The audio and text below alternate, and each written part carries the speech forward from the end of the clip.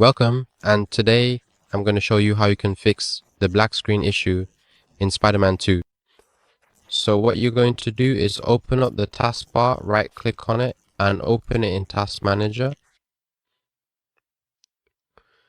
Look for your Spider-Man process. It should be right here. Right click on it and end the task. After that, you want to go to Steam. And as you can see, here's my Spider-Man.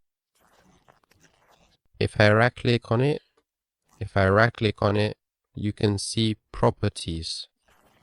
Click on it and make sure that in the launch options, you type DX11.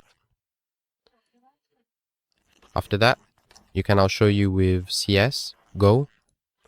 If you go into properties and installed files, you can verify the integrity of the game files. Try that one and it should fix your problem. So yeah, that's pretty much it.